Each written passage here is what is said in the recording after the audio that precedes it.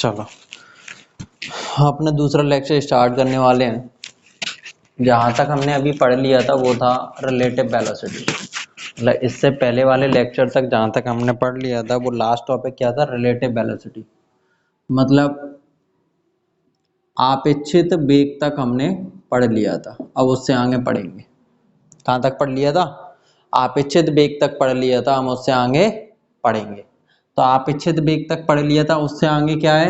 Acceleration. हम जो start करेंगे वो आज कौन सा टॉपिक स्टार्ट करेंगे? एक्सेलरेशन, त्वरण स्टार्ट करेंगे। तो एक्सेलरेशन यहाँ पे त्वरण क्या होता है? तो त्वरण क्या होता है कि यदि समय के साथ किसी वस्तु की वेग में क्या हो रहा हो, परिवर्तन हो रहा हो, तो उसमें क्या होगा? त्वरण होगा। और मैंने बताया था कल कि कभी भी अगर समय से भाग दिया जाता है तो एक शब्द यूज करते हैं अपन, दर, या फिर क्या यूज करते हैं? रेट। क्या यूज करते हैं? रेट। तो क्या कह सकता हूं कि the rate of change of velocity is called acceleration. क्या कह सकता हूं कि the rate of change of velocity is called acceleration. मतलब वेग में परिवर्तन की दर क्या कहलाती है? त्वरण कहलाती है। और ये जो त्वरण होते हैं वो दो प्रकार के होते हैं। ये जो त्वरण होते हैं वो कितने प्रकार के होते हैं? दो प्रकार के। एक होता है धनात्मक त्वरण, एक होता है ऋणात्मक त्वरण। मतलब एक होता है पॉजिटिव एक्सेलरेशन, एक होता है नेगेटिव एक्सेलरेशन। जब त्वरण धनात्मक होगा, या फिर कह सकता हूं कि धनात्मक त्वरण को क्या कहा जाता है? तो धनात्मक त्वरण को त्वरण कहा जाता है। लेकिन ऋणात्मक त्वरण को क्या कहा जाता है? तो ऋणात्मक त्वरण को क्या कहा जाता है? मंदन कहा जाता है। क्या कहा जाता है? मंदन कहा जाता है। मतलब पॉजिटिव एक्सेलरेशन को क्या कहा जाता है? एक्सेलरेशन। और नेगेटिव एक्सेलरेशन को क्या कहते हैं? तो रिटार्डेशन। और नेगेटिव एक्सेलरेशन को किससे दिखाते हैं? तो माइनस ए से। मतलब रिटार्डेशन को शो किससे करते हैं? माइनस ए से। और एक्सेलरेशन को केवल ए से। क्यों? क्योंकि पॉजिटिव साइन को लगाने की जरूरत नहीं होती। इस वजह से हम एक्सेलरेशन को केवल और केवल किससे शो करते हैं? प्लस ए से। और रिटार्डेशन को माइनस ए से। अब ये होता कैसे?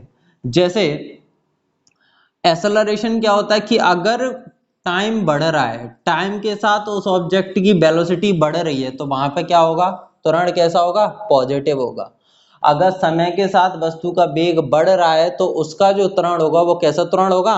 धनात्मक त्वरण होगा। कैसा त्वरण होगा? धनात्मक त्वरण होगा। लेकिन अगर वही बात करूं कि टाइम तो बढ़ रहा है लेकिन वेग में क्या हो रहा हो? कमी हो रही हो। समय बढ़ रहा हो लेकिन वेलोसिटी कैसी हो? कम हो। अगर समय बढ़ रहा है और वेलोसिटी कैसी है? कम है, तो वहां पे क्या होगा? रिटार्डेशन होगा। वहां पे क्या होगा? रिटार्डेशन होगा। जब टाइम के साथ अगर वेलोसिटी कम होती है तो वहां पे क्या कहलाता है इसे? वहां पे क्या होता है? रिटार्डेशन होता है। वहां पे क्या होता है? रिटार्डेशन होता है। क्या होता है? रिटार्डेशन।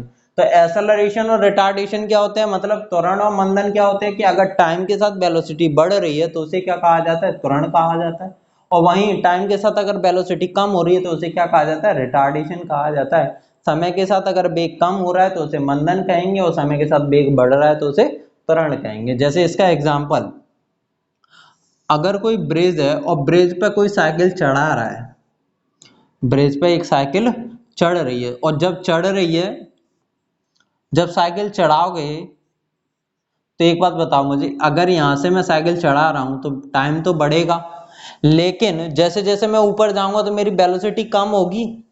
जब वेलोसिटी कम हो रही है, मतलब टाइम के साथ अगर वेलोसिटी कम हो रही है, तो मतलब यहाँ पे क्या हो रहा है? रिटार्डेशन हो रहा है। यहाँ पे क्या हो रहा है? मंदन हो रहा है।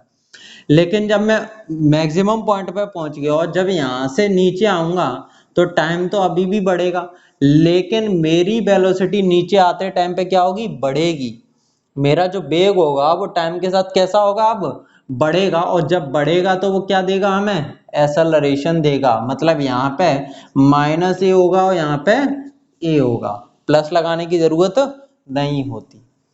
उसी तरीके से अगर किसी बॉल को मैं ऊपर फेंक रहा हूं और बॉल ऊपर जाके कहाँ आ रही है? नीचे आ रही है। बॉल ऊपर जा रही है और कहाँ आ रही है? नीचे आ रही है। तो जब बॉल ऊपर जा रही है तब क्या हो रहा है कि टाइम तो बढ़ रहा है, लेकिन ऊपर जाने पे वेलोसिटी कैसी होगी? कम होगी। जब ऊपर जा रहा है तो टाइम तो बढ़ रहा है, लेकिन टाइम बढ़ने के साथ साथ वो क्या होगा, वेलोसिटी कैसी होगी, कम होती जाएगी, और कम होती जाएगी तो मतलब यहाँ पे क्या होगा, रिटार्डेशन होगा। लेकिन जब ऊपर से नीचे आएंगे तो टाइम तो अभी भी बढ़ेगा लेकिन वेलोसिटी भी बढ़ेगी, तो यहाँ पे क्या होगा, एक्सेलरेशन होगा। लेकिन एक बात और ध्यान रखना, कल मैंने बताया वो, एक बात और ध्यान रखना क्या, कि जब बॉल को हवा में फेंकूंगा मतलब ये किसके अंडर में होगी, ग्रेविटी के।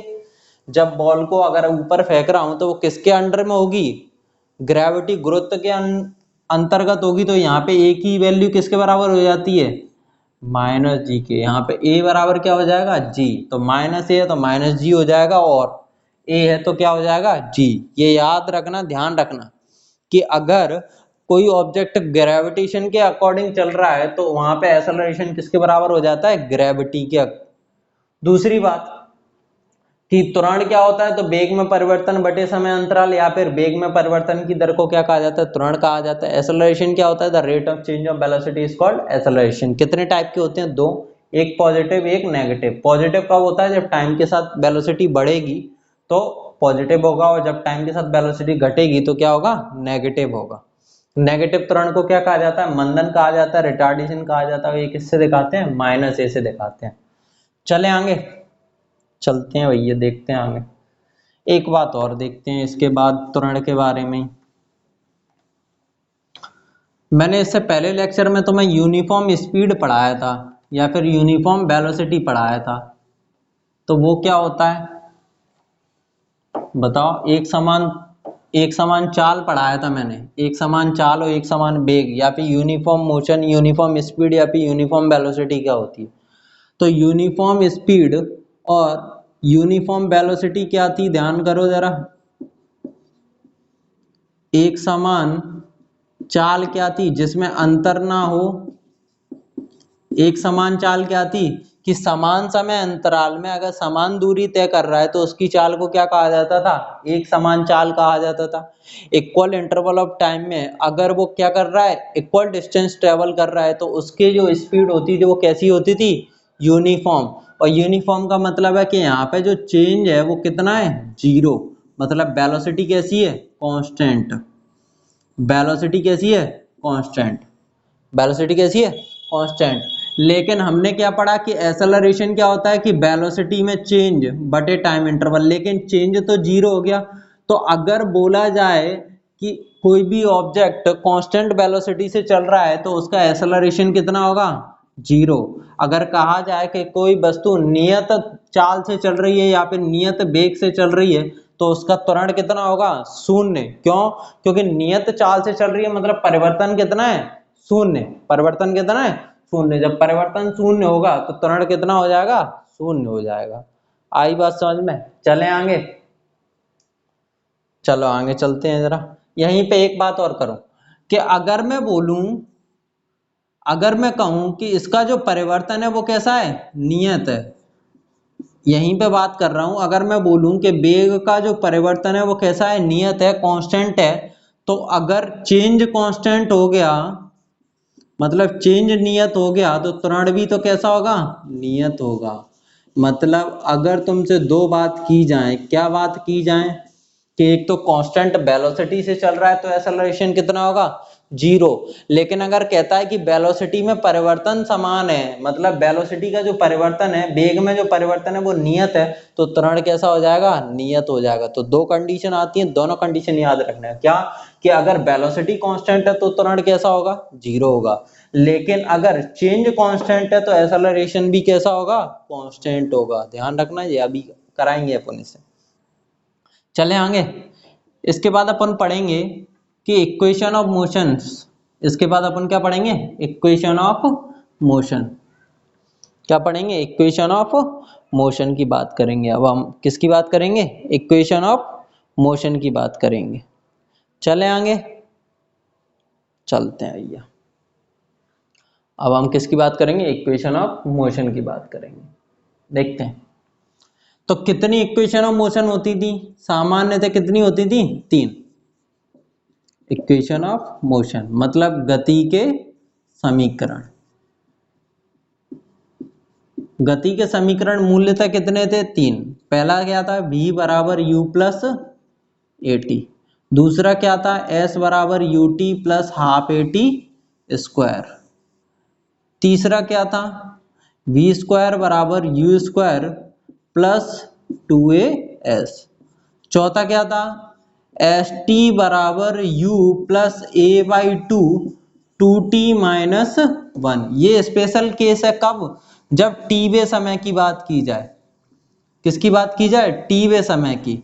तो जैसे मैं कहूं कि 3 सेकंड में विस्थापन होगा, तो 3 सेकंड में विस्थापन मतलब 3 सेकंड, तो 3 सेकंड ही है ना, तो कौन सी इक्वेशन लगेगी, सेकंड। लेकिन अगर मैं बोलूं कि तीसरे सेकंड में या फिर बोलूं कि थर्ड सेकंड में डिस्प्लेसमेंट क्या होगा, तो कौन सी इक्वेशन लगेगी, फोर्थ इक्वेशन लगेगी। तो जब टी वे समय की बात की जाएगी तो कौन सा समीकरण लेंगे, चौथा। लेकिन केवल केवल टी समय की बात की जाएगी तो कौन सा लगाएंगे, दूसरा। आई बात समझ में। दोनों में अंतर क्या है, जब एक में टी वे समय की बात की जाती है और एक में टी समय की बात की जाती है। चले देखें जरा। इसके बाद इसकी एक कंडीशन और है, क्या, कि अगर यहाँ पे सभी जगह क्या है, एक्सेलरेशन है, यहाँ पे सभी जगह क्या है, त्वरण है। अब वो कह रहा है कि त्वरण की जगह क्या हो जाए, मंदन हो जाए। मतलब त्वरण की जगह, एक्सेलरेशन की जगह क्या हो, रिटार्डेशन हो, तो ए की वैल्यू किसके बराबर हो जाएगी, -a के। तो ये इक्वेशन क्या हो जाएंगी, v बराबर u माइनस AT, s बराबर UT minus half AT square, sorry ST बराबर UT plus half AT square. और तीसरा इक्वेशन होगा वो क्या होगा, v स्क्वायर बराबर u स्क्वायर प्लस -2as। और चौथा इक्वेशन क्या बन जाएगा, ST बराबर u minus A/2 2T minus 1, यही होगा। तीसरी कंडीशन है कि अगर किसी बॉल को किसी मीनार पे से गिराया जा रहा है, कोई बॉल है उसे किसी मीनार पे से, किसी टावर से क्या किया जा रहा है, गिराया जा रहा है, ड्रॉप किया जा रहा है। ध्यान रखना, फेंका नहीं जा रहा, क्या किया जा रहा है, ड्रॉप किया जा रहा है। अगर कोई बॉल है उसे गिराया जा रहा है, मतलब क्या किया जा रहा है, ड्रॉप किया जा रहा है। जब थ्रो ना किया जाए, क्या किया जाए, ड्रॉप किया जाए, तो उसकी इनिशियल वेलोसिटी क्या हो जाती है, जीरो। उसकी इनिशियल वेलोसिटी क्या हो जाती है, जीरो। अभी थोड़ी देर पहले मैंने बताया था कि अगर किसी बॉल को ऊपर फेंका जाए या फिर गिराया जाए, कहाँ पे, अंडर ग्रेविटी। कहाँ पे, अंडर ग्रेविटी, मतलब गुरुत्व के अधीन, तो ए की वैल्यू किसके बराबर हो जाएगी, जी के बराबर। और जब इसको नीचे की तरफ गिराया जा रहा है, मतलब एक्सेलरेशन कैसा होगा, पॉजिटिव होगा। क्यों, क्योंकि यहाँ पे टाइम के साथ जब ये नीचे की तरफ आएगी तो टाइम के साथ इसकी वेलोसिटी बढ़ेगी, और जब बढ़ेगी तो ये ए बराबर हो जाएगा किसके, प्लस जी के। तो इक्वेशन क्या बनेगी, u की वैल्यू जीरो है, ध्यान रखना। तो पहली इक्वेशन क्या बनेगी, b बराबर a की जगह g आ जाएगा इंटू टी, तो b बराबर gt। दूसरा डिस्प्लेसमेंट होगा वो क्या होगा, जितनी हाइट ट्रेवल करूंगा वही तो डिस्प्लेसमेंट होगा, तो s की जगह क्या आएगा, h। u तो जीरो हो गया, बचेगा क्या, हाफ, a की जगह g, बचा क्या, टी स्क्वायर।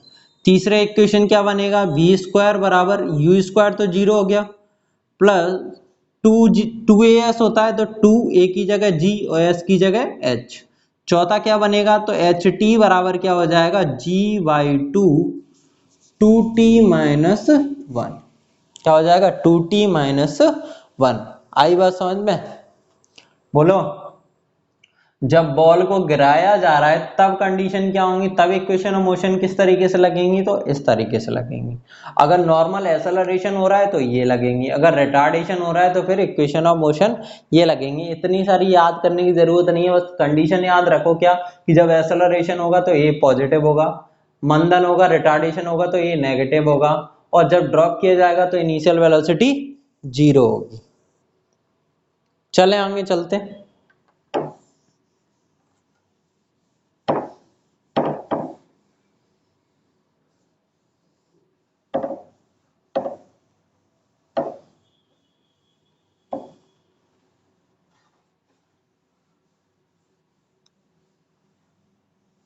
अब बात करते हैं ग्राफ। किसकी बात करेंगे अपन, ग्राफ की। तो ग्राफ दो तरीके के होते हैं। अब बात कर रहे हैं अपन किसकी, ग्राफ की। तो ग्राफ दो तरीके के होते हैं, एक होता है पोजीशन टाइम ग्राफ, मतलब स्थिति समय ग्राफ, और दूसरा होता है वेलोसिटी टाइम ग्राफ, या फिर कह सकता हूँ वेग समय ग्राफ। ये दोनों बताऊंगा, लेकिन पहले अपन क्या पढ़ेंगे, स्थिति समय ग्राफ मतलब पोजीशन टाइम ग्राफ। पोजीशन का मतलब क्या होता है, डिस्टेंस से, स्थिति का मतलब क्या होता है, दूरी से। तो रखें, पहला केस है कि स्थिति समय ग्राफ है, देख लेना जरा, लाइनें टेढ़ी मेढ़ी हों, कोई दिक्कत नहीं है, समझो बस, बातों को समझो, भावनाओं को समझो, वो भावना मत समझ लेना। चले, तो यहाँ पे स्थिति है मतलब पोजीशन यहाँ पे और टाइम यहाँ पे। ये 0 था, ये 1, ये 2, ये 3, ये सब किसमें, घंटे में, मतलब समय किसमें लिए जा रहे हैं, घंटे में। यहाँ पे स्थिति किसमें होगी, मीटर में। और ये कहाँ पे, 5 किलोमीटर मान लिया मैंने, चलो स्थिति है वो किसमें, किलोमीटर में। तो एक बात बताओ, मैंने सबसे पहले जब ये लेक्चर स्टार्ट किया था तब बताया था कि रेस्ट क्या होता है, विराम क्या होता है, कि यदि किसी वस्तु का स्थिति में परिवर्तन समय के साथ नहीं हो रहा, यदि किसी वस्तु की स्थिति में परिवर्तन समय के साथ नहीं हो रहा, तो वो वस्तु किसमें कहलाती है, विराम में कहलाती है। अगर कोई ऑब्जेक्ट है जिसकी पोजीशन में टाइम के साथ चेंज नहीं हो रहा, तो वो किसमें कहलाएगी, किसमें कहलाएगी, रेस्ट में कहलाएगी। तो यहाँ पे देखो जरा, जब मैंने देखा था, पहले देखा था तो 5 किलोमीटर पे था, 1 घंटे के बाद देखा तब भी कहाँ पे, 5 किलोमीटर पे, और 2 घंटे के बाद देखा तब भी कहाँ पे, 5 किलोमीटर पे। तो इसकी पोजीशन चेंज हो रही है क्या, जब पोजीशन चेंज नहीं हो रही मतलब रेस्ट में है, रेस्ट में मतलब वेलोसिटी कैसी है इसकी, 0। जब रेस्ट में है तो मतलब नहीं चल रहा, और नहीं चल रहा तो इसकी वेलोसिटी कैसी होगी, 0।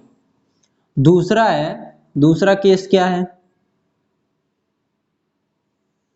कि अगर इसमें जो चेंज है वो कैसा हो, बराबर हो, मतलब पोजीशन और टाइम इक्वल टाइम में अगर इक्वल डिस्टेंस ट्रेवल कर रहा है तो उसको क्या कहा जाता है, यूनिफॉर्म स्पीड या फिर यूनिफॉर्म वेलोसिटी। अगर समान समय अंतराल में समान दूरी तय करेगा तो उसे क्या कहा जाता है, एक समान वेग या फिर एक समान चाल। तो देखा जा रहा है ये 0 था तो 0 पे 0 था, 1 घंटे के बाद देखा तो मैंने ये कहाँ था, 5 किलोमीटर पे, 2 घंटे के बाद देखा तो मैंने ये कहाँ पहुंच गया, 10 किलोमीटर पे, और 3 घंटे पे देखा तो ये कहाँ पहुंच गया, 15 पे। तो अंतर देखो जरा, यहाँ से यहाँ तक कितने का है, 1 घंटे का, यहाँ से अंतर कितने का है, 5 का, यहाँ भी अंतर कितना है, 5, यहाँ भी अंतर कितना है, 5, यहाँ भी अंतर कितना है, 1 घंटा, यहाँ भी अंतर कितना है, 1 घंटा। तो है कि नहीं, इक्वल टाइम इंटरवल में इक्वल डिस्टेंस ट्रेवल कर रहा है, समान समय अंतराल में समान दूरी तय कर रहा है, तो इसको क्या कहा जाता है, यूनिफॉर्म स्पीड। इसको क्या कहा जाएगा, यूनिफॉर्म स्पीड या फिर यूनिफॉर्म वेलोसिटी। इसको क्या कहा जाएगा, एक समान चाल। क्या कहा जाएगा, एक समान चाल। और मैंने बताया था कि जब चालें समान होती हैं तो मतलब परिवर्तन कैसा हो जाएगा, शून्य। मतलब यहाँ पे जो वेलोसिटी है वो कैसी है, कांस्टेंट है, नियत है। परिवर्तन शून्य है तो त्वरण भी कैसा होगा, शून्य। अगर परिवर्तन शून्य है तो त्वरण भी कैसा होगा, शून्य। दूसरी बात, पूछा जाता है कि पोजीशन टाइम का जो ग्रेडियंट होता है या फिर स्लोप होता है वो किसके बराबर होता है। तो ध्यान रखना कि पोजीशन टाइम ग्राफ का स्लोप किसके बराबर होता है, वेलोसिटी के बराबर होता है या फिर चाल के बराबर होता है। कह सकता हूं कि स्थिति समय ग्राफ की प्रवणता, स्थिति समय ग्राफ की प्रवणता किसके बराबर होती है, वेग के बराबर होती है। जाएंगे अपन यूज करेंगे इसको। पोजीशन टाइम ग्राफ है उसकी जो प्रवणता होगी, उसकी जो ग्रेडियंट होगी या फिर स्लोप होगी, तो वो किसके बराबर होगी, उसकी जो ग्रेडियंट होगी, स्लोप होगी, वो किसके बराबर होगी, वेलोसिटी के बराबर होगी। किसके बराबर होगी, वेलोसिटी के बराबर होगी। किसके बराबर होगी, वेलोसिटी के बराबर होगी। चले आगे देखें, अगला है तीसरा केस। तीसरा केस क्या कह रहा है कि अगर क्या हो रहा हो, टाइम के साथ पोजीशन बढ़ रही हो। अब एक बात ये बताओ, अगर टाइम के साथ मेरी डिस्टेंस बढ़ रही है तो वेलोसिटी भी तो बढ़ेगी, और जब वेलोसिटी बढ़ेगा तो एक्सेलरेशन बढ़ेगा, मतलब एक्सेलरेशन कैसा होगा, पॉजिटिव। या फिर कह सकता हूं कि वेलोसिटी कैसी होगी, पॉजिटिव। चले आगे, इसका लास्ट केस है चौथा, वो क्या है, वो ये कह रहा है कि अगर टाइम के साथ पोजीशन कैसी हो रही हो, कम हो रही हो, टाइम के साथ पोजीशन कैसी हो रही हो, कम हो रही हो, तो यहाँ पे एक्सेलरेशन कैसा होगा, नेगेटिव। क्यों, क्योंकि वेलोसिटी में कमी होगी। जब वेलोसिटी कम होगी, जब टाइम के साथ पोजीशन कम होगी तो वेलोसिटी भी कम होगी, और वेलोसिटी कम हो रही है टाइम के साथ, मतलब एक्सेलरेशन कैसा है, नेगेटिव है। चले आगे, देखें आगे की बात। चलो भैया आगे चलते हैं। आगे क्या देखेंगे, velocity time graph.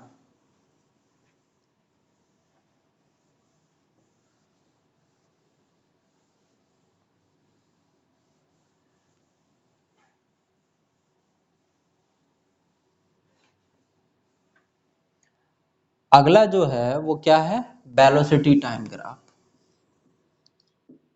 Velocity time graph मतलब वेग समय ग्राफ। देखा जा रहा क्या होता है। तो अब जहां पे स्थिति ली थी वहां पे अब क्या होगा, वेग होगा, सीधी सीधी बात, थोड़ी सी टेढ़ी बन गई, देख लेना। ये क्या है, वेलोसिटी है, और ये क्या है, टाइम। मतलब ये क्या है, वेग है, और ये क्या है, समय है। ये 0 था, 1 2 3, लेकिन वो है कहाँ पे, उसकी जो वेलोसिटी है वो कितनी है, 5 मीटर पर सेकंड। तो टाइम के साथ वेलोसिटी में चेंज हो रहा है क्या, वेलोसिटी 0 पे था तब भी मैंने, वो 0 समय था, मतलब जब देख रहा था तब क्या था, 5 मीटर पर सेकंड। 1 घंटे के बाद देखा तब भी उसकी स्पीड कितनी थी, 5 मीटर पर सेकंड। और 1 घंटे के बाद देखा तब भी उसकी स्पीड या फिर वेलोसिटी कितनी थी, 5 मीटर पर सेकंड। तो टाइम तो बढ़ रहा है, लेकिन वेलोसिटी में चेंज हो रहा है क्या, नहीं हो रहा। जब वेलोसिटी या फिर वेग में परिवर्तन शून्य है तो त्वरण भी क्या होगा, शून्य। मतलब अगर वेलोसिटी में चेंज नहीं हो रहा तो एक्सेलरेशन क्या होता है, 0 होता है। मैंने अभी थोड़ी देर पहले बताया था। तो टाइम के साथ इसकी वेलोसिटी तो उतनी ही है, जब चेंज नहीं हो रही तो एक्सेलरेशन कितना होगा, 0। देखें यार, दूसरा केस है, दूसरी कंडीशन क्या कह रहा है वो, दूसरी कंडीशन कह रहा है कि अगर वेलोसिटी ऑफ टाइम दोनों बराबर चल रहे हैं, मतलब 0,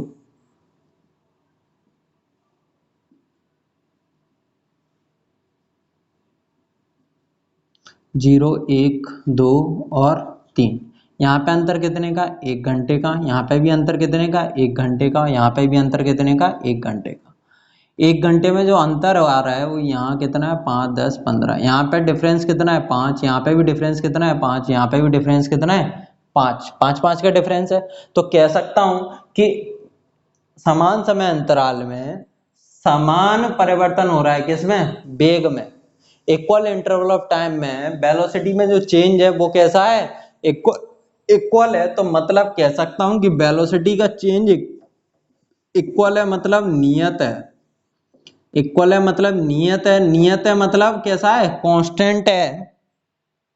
नियत है तो मतलब कैसा है, कांस्टेंट है। और जब कांस्टेंट है, जब परिवर्तन कांस्टेंट है तो एक्सेलरेशन भी कैसा होगा, कांस्टेंट होगा। मतलब त्वरण होगा वो भी कैसा होगा, नियत होगा। जो त्वरण होगा वो भी कैसा होगा, नियत होगा। आई बात समझ में। अब यहाँ पे देखो, अभी हमने पढ़ा था कि स्थिति समय ग्राफ का स्लोप किसके बराबर होता है, वेलोसिटी के बराबर होता है। तो पूछा जाए कि वेलोसिटी टाइम ग्राफ का स्लोप किसका, वेलोसिटी टाइम ग्राफ का स्लोप मतलब वेग समय की प्रवणता, वेग समय की प्रवणता किसके बराबर होती है, त्वरण के बराबर होती है। किसके बराबर होती है, त्वरण के बराबर, एक्सेलरेशन के बराबर होगी। कितनी, क्या लिख सकता हूँ, प्रवणता को tan थीटा से दिखाते हैं। तो tan थीटा बराबर क्या हो जाएगा, v अपॉन टी। और v अपॉन टी किसके बराबर होता है, a के बराबर होता है। v अपॉन टी किसके बराबर होता है, a के बराबर होता है। दूसरा बात, दूसरा क्या पूछा जाएगा, दूसरा पूछा जाए, चलो दिख रहा होगा पता नहीं कि नहीं, चलो देखते हैं।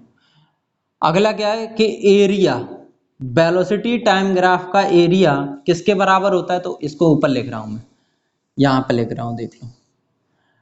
वेलोसिटी टाइम ग्राफ का जो एरिया होगा, मतलब वेग समय ग्राफ का जो क्षेत्रफल होगा, वेग समय ग्राफ का क्षेत्रफल होगा, वो किसके बराबर होगा?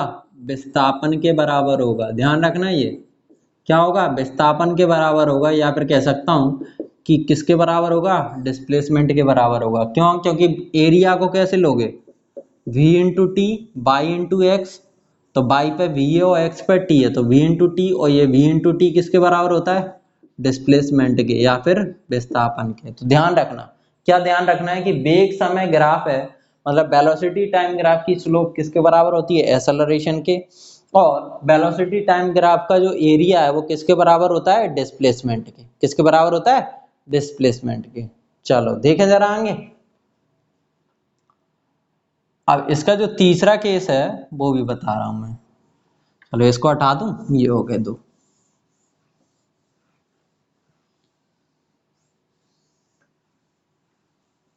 तीसरा और चौथा दोनों एक ही में बता दूंगा, कैसे देख लेना।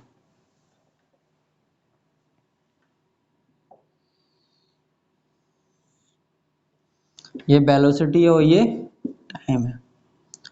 तो अगर टाइम के साथ इसकी वेलोसिटी क्या हो रही हो? बढ़ रही हो, टाइम के साथ इसकी वेलोसिटी बढ़ रही हो, तो यहाँ पे ये क्या होगा? एक्सेलरेशन होगा। मतलब क्या होगा? त्वरण होगा। मतलब ये कैसा है? पॉजिटिव। लेकिन टाइम के साथ अगर इसकी वेलोसिटी कम हो रही है तो फिर ये क्या होगा? तो ये क्या होगा? रिटार्डेशन होगा, या फिर कह सकता हूँ ये क्या होगा? मंदन होगा। तो ध्यान रखना, जब मंदन है तो ये क्या होगा? नेगेटिव। तो अगर टाइम के साथ वेलोसिटी बढ़ रही है, इस लाइन पे देखो तो इस पे ये ऊपर जा रहा है, मतलब वेलोसिटी टाइम के साथ बढ़ रही है, तो ये क्या हो गया? एक्सेलरेशन हो गया, मतलब पॉजिटिव एक्सेलरेशन हो गया। और दूसरा वाला देखो कि टाइम के साथ इसकी वेलोसिटी धीमे धीमे क्या हो रही है? कम हो रही है, और जब कम हो रही है तो फिर ये क्या हो जाएगा? रिटार्डेशन हो जाएगा, मतलब मंदन हो जाएगा। रिटार्डेशन हो जाएगा मतलब मंदन हो जाएगा। आई बात समझ में? चलें आगे। इसके बाद है, चलो एक क्वेश्चन है, क्वेश्चन देखते हैं एक।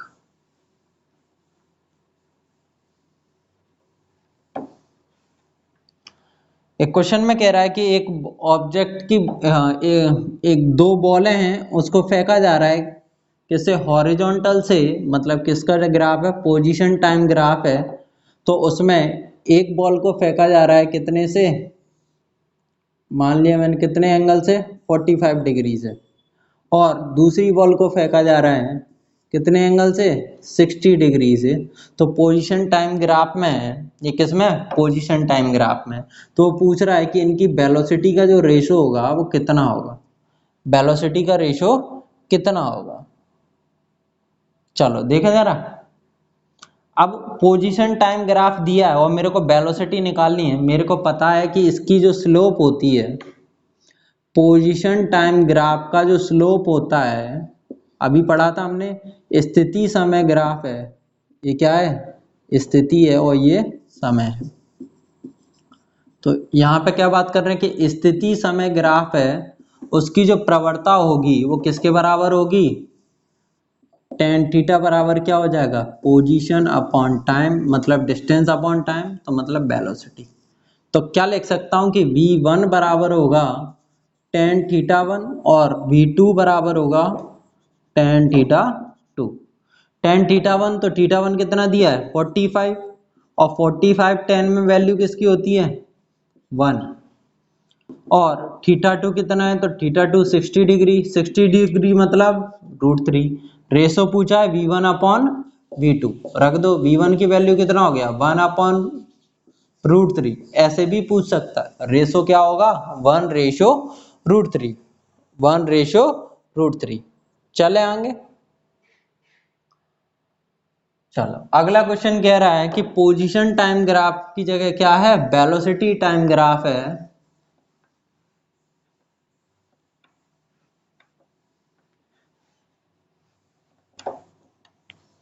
अगला क्वेश्चन है तो वो ये कह रहा है कि वेलोसिटी टाइम ग्राफ दिया है, वेलोसिटी टाइम ग्राफ दे रहा है, इनिशियली से स्टार्ट होकर वो 1 घंटे में अपनी वेलोसिटी को कितना कर लेता है? अपनी वेलोसिटी को कितना कर लेता है, 5 मीटर पर सेकंड कर लेता है। कितना कर लेता है, 5 मीटर पर सेकंड कर लेता है। तो मेरे को डिस्प्लेसमेंट बताओ, मतलब विस्थापन ज्ञात करो। अभी थोड़ी देर पहले हमने पढ़ा था कि वेलोसिटी टाइम ग्राफ का एरिया, मतलब वेग समय ग्राफ का जो क्षेत्रफल होगा वो किसके बराबर होगा, विस्थापन के बराबर होगा या फिर डिस्प्लेसमेंट के बराबर होगा। वो क्या होता है, बाई इंटू एक्स, मतलब वेलोसिटी इंटू टाइम। वेलोसिटी कितनी है 5, टाइम कितना है 1 सेकंड या फिर कुछ भी ले लेना। तो विस्थापन कितना आ जाएगा 5 मीटर, विस्थापन कितना आ जाएगा 5 मीटर। आई बात समझ में, चले जरा आगे, चलो भैया।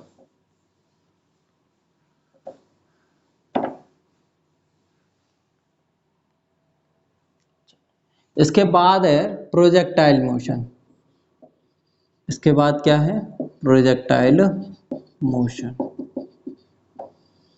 मतलब प्रक्षेपित गति। अब प्रक्षेपित गति क्या होती है कि जब किसी गेंद को ऊर्ध्वाधर दिशा के अपेक्षा, मतलब ऊर्ध्वाधर दिशा को छोड़कर क्षैतिज के साथ किसी कोण पर फेंका जाएगा, तब उसकी जो गति होगी उस गति को क्या कहा जाता है, प्रक्षेपित गति कहा जाता है।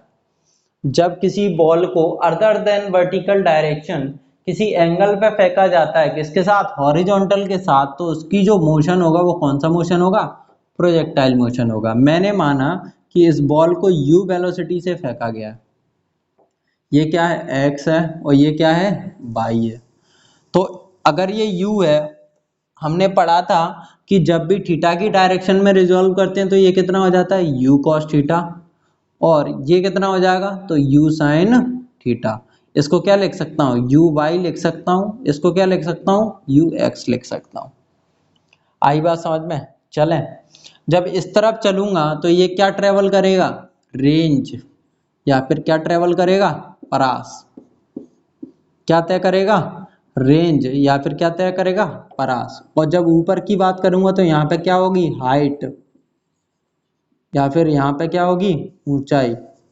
दूसरी बात, जब ये हाईएस्ट पॉइंट पे होगा, जब उच्चतम बिंदु पे होगा तो ये ऊपर जाएगा क्या, नहीं जाएगा, मतलब यहाँ पे क्या है, u sin थीटा की वैल्यू कितनी है 0।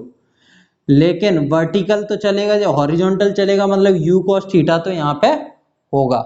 जब उच्चतम बिंदु पे है, मतलब हाईएस्ट पॉइंट पे, तो ये ऊपर नहीं जाएगा, और नहीं जाएगा तो u sin थीटा कितना हो गया 0, u sin थीटा कितना हो गया 0। दूसरी बात, एक बात और याद रखना कि बॉल को जितना समय यहाँ तक आने में लगेगा उतना ही समय यहाँ से लौटकर वापस आने में लगेगा। जितना समय जाने में लगता है उतना ही समय वापस आने में लगता है। चलो देखा जरा, सबसे पहली बात करें कि स्पीड बराबर क्या होता है। स्पीड बराबर होता है डिस्टेंस अपॉन टाइम, मतलब चाल बराबर क्या होता है, दूरी बटे समय।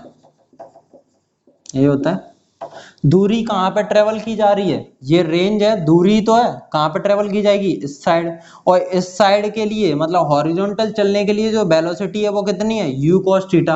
तो चाल की जगह क्या रख दूं मैं, u cos थीटा।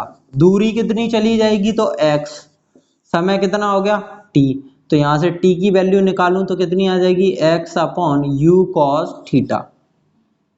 अब जब ऊपर की बात करूंगा तो ऊपर की तरफ विस्थापन कितना होगा, बाई, इक्वेशन सेकंड लगाओ, s बराबर ut plus half AT square, यही होती है। अब मैं फिक्स रख रहा हूं, देखो जरा, जब ऊपर की तरफ जाऊंगा तो विस्थापन कितना होगा, बाई, ऊपर की तरफ जाने के लिए वेलोसिटी कितनी है तो u sin theta into T, और टी की वैल्यू कितनी है, x upon u cos theta.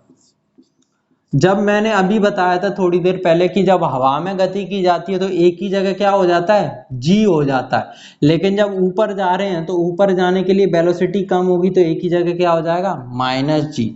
T की वैल्यू क्या है, x upon u cos theta का होल स्क्वायर। रख दो इसे जरा, u से u cancel, sine theta cos theta क्या हो गया, tan theta x minus half g x square upon u square cos square theta y बराबर। अगर इसको मैं कंपेयर करता हूं किससे, तो अपने पास जो इक्वेशन आई वो क्या है, ये इक्वेशन y बराबर आ गया tan theta x minus g x square upon 2u square cos square theta. अगर कंपेयर करूं y बराबर a x minus b x square से, तो ये इक्वेशन किसकी होती है, पैराबोला की। मतलब ये जो समीकरण है वो किसका है, परवलय का। किसका है, परवलय का, पैराबोला का। तो इसी का समीकरण ये है। मतलब एक की जगह अगर मैं टेन थीटा मान लूं और बी की जगह मान लूं क्या, g upon 2u square cos square theta, तो ये दोनों समीकरण एक जैसे हैं। मतलब प्रक्षेपित गति में जो रास्ता तय किया जाता है वो रास्ता कैसा होता है, परवलयाकार होता है। तो प्रक्षेपित गति में जो रास्ता तय किया जाता है वो रास्ता कैसा होता है, परवलयाकार होता है, ध्यान रखना। चले आगे, और इक्वेशन क्या होती है, तो y बराबर tan theta x minus g x square upon 2u square cos square theta. चलो, इसके बाद टाइम कितना होगा, टाइम कितना होगा, तो टाइम क्या होता है, उड्डयन काल क्या है, टाइम ऑफ फ्लाइट क्या है। अगला जो अपन कैलकुलेट करेंगे वो क्या करेंगे, टाइम ऑफ फ्लाइट। इसको बोला जाता है उड्डयन काल। इसको क्या कहा जाता है, उड्डयन काल। अब ये उड्डयन क्या होता है, तो उड्डयन काल क्या होता है कि वस्तु के द्वारा दूरी जो तय की जा रही है, कुल दूरी तय करने में जितना समय लगेगा, मतलब यहां से यहां तक आने में जितना टाइम लगेगा, उसको क्या कहा जाता है, उड्डयन काल कहा जाता है। मतलब यहां से यहां तक आने में, पूरा मोशन कंप्लीट करने में जितना टाइम लगेगा उसे क्या कहा जाता है, टाइम ऑफ फ्लाइट कहा जाता है। क्या कहा जाता है, टाइम ऑफ फ्लाइट कहा जाता है। तो ध्यान देना, v बराबर u प्लस एटी होता है। जब इक्वेशन रखूंगा तो ये क्या हो जाएगा, माइनस जी टी। अब जब मैं ऊपर की तरफ जाऊंगा तो मेरा अंतिम वेग कितना है, शून्य। लेकिन ऊपर जाने के लिए जो प्रारंभिक वेग है वो कितना है, u sine theta minus g T. तो t बराबर क्या आ जाएगा, u साइन थीटा अपॉन जी, t1। मतलब ये आ गया t1। मैंने बताया कि जितना समय जाने में लगता है उतना ही समय आने में, तो कह सकता हूं कि t1 बराबर होगा किसके, t2 के। और अगर पूछूं कि पूरा टाइम कितना लग रहा है, तो कैपिटल T पूरा टाइम लगेगा वो कितना लगेगा, t1 प्लस t2, और दोनों आपस में बराबर है तो क्या लिख सकता हूं, 2t1। तो t बराबर क्या हो जाएगा, 2, t1 की वैल्यू कितनी है, u sine theta upon g। तो टाइम ऑफ फ्लाइट का फॉर्मूला आ गया, क्या होता है, 2u sine theta upon g। ध्यान देना जरा, फॉर्मूला है t बराबर 2u sine theta upon g। उड्डयन काल का सूत्र आ गया। अब पूछा जाए कि परास कितना होगा, तो परास क्या है, रेंज है, दूरी है। और चाल बराबर क्या होता है, दूरी बटे समय। स्पीड बराबर अभी पढ़ा था, रेंज बटे टाइम लिख सकता हूं। तो रेंज बराबर क्या हो जाएगी, स्पीड इंटू टाइम। मतलब रेंज है वो किसके बराबर हो जाएगी, चाल गुणा समय। और समय कौन सा, उड्डयन काल। टाइम होगा वो कौन सा होगा, टाइम ऑफ फ्लाइट। क्यों, क्योंकि रेंज कंप्लीट डिस्टेंस है, टाइम ऑफ फ्लाइट मतलब उड्डयन काल। रख दो। इधर की तरफ चलने के लिए स्पीड कितनी चाहिए हमें, u cos theta. Time of flight का फॉर्मूला कितना है, 2u sin theta upon g। तो करो solve, 2u square sine theta cos theta लिख सकता हूं upon g। 2 sin theta cos theta क्या होता है, साइन 2 थीटा। तो रेंज का फॉर्मूला क्या आ गया, u square sine 2 theta upon g। ध्यान देना जरा, रेंज का फॉर्मूला आया वो क्या आया, u square sine 2 theta upon g। दिख रहा होगा, नहीं दिख रहा हो तो फिर अब कुछ नहीं हो सकता, देख लो, दिख रहा होगा वैसे तो। u sine theta, u cos theta into u sine theta upon g लिख सकता हूं इसको, बोलो, इंटू 2। इसको इस तरीके से लिख सकता हूं मैं, 2u sine theta into u cos theta. ये क्यों लिखा अभी समझ में आएगा। चलें इसको हटा दें। आगे क्या है कि हाइट कितनी ट्रेवल की जाएगी, तो हाइट कितनी होगी देखते हैं जरा।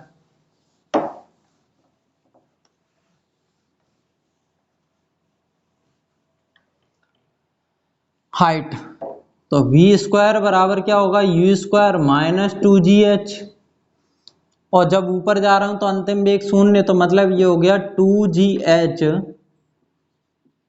बराबर क्या होगा, यू स्क्वायर। अब ऊपर जाने के लिए जो यू की वैल्यू है वो कितनी है, यू साइन थीटा, तो ये क्या हो जाएगा, you square sine square theta upon 2G। ये किसका फॉर्मूला है, एच का।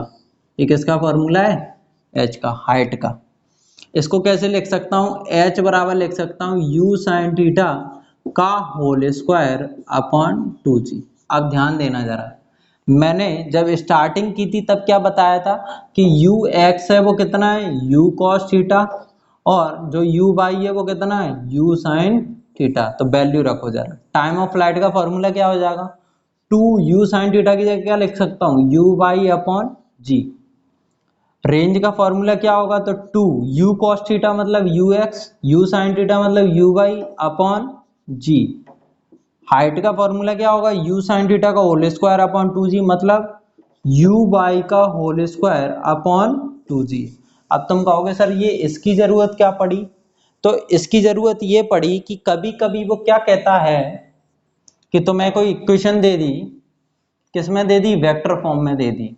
जैसे मैंने दिया तुम्हें कि y बराबर 2i cap plus 3j cap है, तो इसका टाइम ऑफ फ्लाइट, रेंज और हाइट कैलकुलेट करो जब g की वैल्यू कितनी है 10। तो कैसे करोगे, अब जब ये फॉर्मूले नहीं होंगे तो हम कैसे कैलकुलेट कर पाएंगे। अगर इसको मैं लिखूं 2uxi प्लस 2u/, जे लिख सकता हूं क्योंकि जे बाई के लिए आता है और आई एक्स के लिए आता है। तो यू एक्स की वैल्यू कितनी आ गई 2, यू बाई की वैल्यू आ गई कितनी 3। कर दो सॉल्व जरा।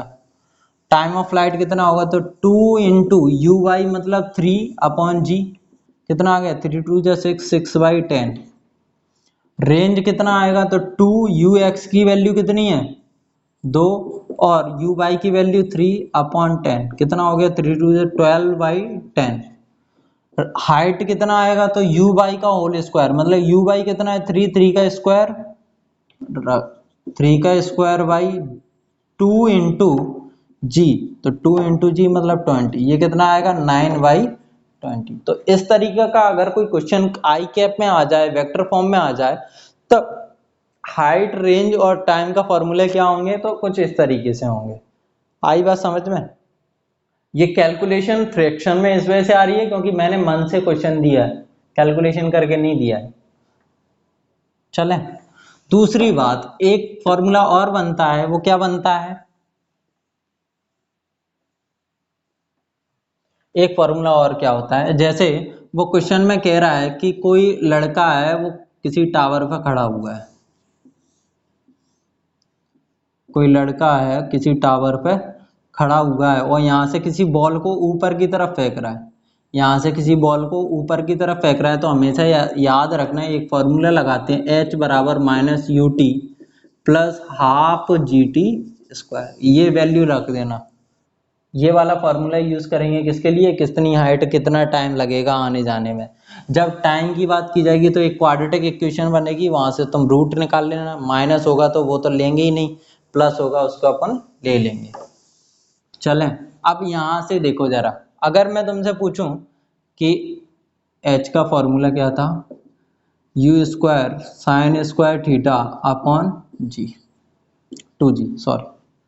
रेंज मैक्सिमम कितनी होगी, आर मैक्स की वैल्यू पूछ रहा हूं, तो आर मैक्स मतलब साइन पे डिपेंड कर रहा है, और साइन मैक्सिमम कितना होता है, साइन 2 थीटा मैक्सिमम किसके बराबर होगा 1 के बराबर, क्योंकि साइन की मैक्सिमम वैल्यू कितनी होती है 1।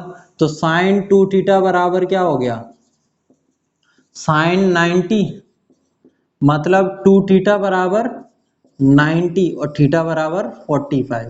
मतलब अगर थीटा की वैल्यू 45 है तो आर की वैल्यू कितनी होगी मैक्सिमम, और जब यहाँ रखूंगा तो साइन 2 थीटा कितना हो गया 1, और 1 हो गया तो क्या बचेगा u square upon g. R max का जो फॉर्मूला होता है वो क्या होता है यू स्क्वायर अपॉन जी, कब, जब थीटा कितना हो 45। ऐसे ही तुमसे एच मैक्स पूछूं तो एच मैक्स क्या होगा, वही कि साइन स्क्वायर थीटा की वैल्यू कितनी होगी 1, और साइन स्क्वायर थीटा मतलब क्या है साइन थीटा साइन 90, स्क्वायर हटाऊंगा तो भी ये 1 ही रहेगा, अगर स्क्वायर लगा के अंडर रूट करूं तो अंडर रूट भी 1 का अंडर रूट 1 ही होता है, तो थीटा की वैल्यू कितनी हो गई 90 डिग्री। मतलब जो एच मैक्सिमम है वो कब मैक्सिमम होगा 90 डिग्री पे, और जब इसको रखोगे तो फॉर्मूला क्या आ जाएगा यू स्क्वायर अपॉन 2g। अब एक बात बताओ मुझे, आर मैक्स और एच मैक्स का रेशियो कितना होगा, तो आर मैक्स कितना है u square upon g, h max की वैल्यू रखूंगा यू स्क्वायर अपॉन 2g तो पलट जाएगा 2g upon u square, cancel, तो इसका रेशियो कितना आ गया 2:1। तो आर मैक्स और एच मैक्स का जो रेशियो होता है वो कितना होता है 2:1। हटाओ इससे। चलो अगला है कि रेंज और हाइट का रेशियो कितना होगा, तो रेंज और हाइट का रेशियो कितना होगा, तो रेंज और हाइट, रेंज का फॉर्मूला कितना है u square 2 sine theta cos theta upon g. Height रखूंगा तो हाइट का फॉर्मूला क्या रखूंगा u square sine square theta, इसको ऊपर ले जाऊं तो ये क्या हो जाएगा 2g, ये क्या हो जाएगा 2g, तो h से h कैंसिल कर दो, g से g कैंसिल हो गया, u स्क्वायर से u स्क्वायर, एक साइन से एक साइन, r अपॉन h बराबर क्या आ गया 2 2 जा 4 cos theta upon sine theta.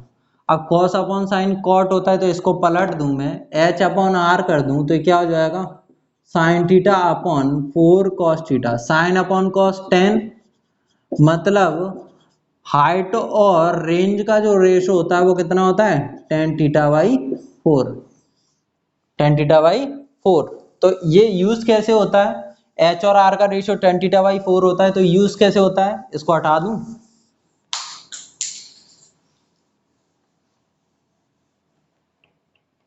क्या आया था h और r का रेशियो कितना होता है tan थीटा बाई 4। तो ये क्वेश्चन कैसे दिया हो, जैसे किसी क्वेश्चन में दिया हो तुम्हें कि जो रेंज है वो कोई ऑब्जेक्ट फेंका गया उसकी जो हाइट है वो कितनी है 25 मीटर, रेंज है वो कितनी है 100, रेंज है वो कितनी है 100 मीटर, तो थीटा बताओ कि कितने एंगल पे फेंका होगा। तो हाइट और रेंज दिया है तो निकालोगे तो फिर वही कंफ्यूजन, तो सीधा फॉर्मूला लगा दें, सीधा क्या लगा दें फॉर्मूला लगा दें कि एच अपॉन आर क्या होता है tan थीटा बाई 4, लगा दो जरा, तो h की वैल्यू कितनी है 25, r की वैल्यू कितनी है 100, बराबर tan थीटा बाई 4, 4 उधर जाएगा मतलब 100 अपॉन 100 बराबर tan थीटा, कैंसिल हो जाएगा 1, और 1 मतलब थीटा की वैल्यू कितनी आ गई 45, 1 मतलब थीटा की वैल्यू कितनी आ गई 45, 1 मतलब थीटा की वैल्यू कितनी आ गई 45। तो ये अपना था क्या प्रोजेक्टाइल मोशन, मतलब अपना जो मोशन वाला जो चैप्टर था वो क्या हो गया कंप्लीट हो गया। कोई डाउट हो तो मेरे को व्हाट्सअप कर देना और कमेंट कर देना, अगर कोई डाउट हो तो मैं वहीं सॉल्व कर दूंगा, नहीं करूँ तो फिर ग्रुप में ऐड होना है। अगर कोई बच्चा अभी तक ग्रुप में ऐड नहीं हुआ तो मेरे व्हाट्सअप नंबर पे जो ये है इस पर ऐड लिख के सेंड कर देना, मैं उसे किस में से ऐड कर दूंगा ग्रुप में ऐड कर दूंगा। अगर कोई बच्चा ग्रुप में ऐड होना चाहता है फिजिक्स के में तो मेरे व्हाट्सअप नंबर पे ऐड लिख के क्या कर दे मेरे को मैसेज कर देना, मैं उसको ग्रुप में ऐड कर दूंगा। और कोई डाउट हो तो डाउट वहाँ पे भेज देना कि सर मेरे को इस क्वेश्चन में डाउट है या फिर इस टॉपिक में डाउट है, ठीक है। चलो इसके बाद मैं इसका एक टेस्ट पेपर बनाऊंगा, वो आपको व्हाट्सएप पे मैं सेंड कर दूंगा।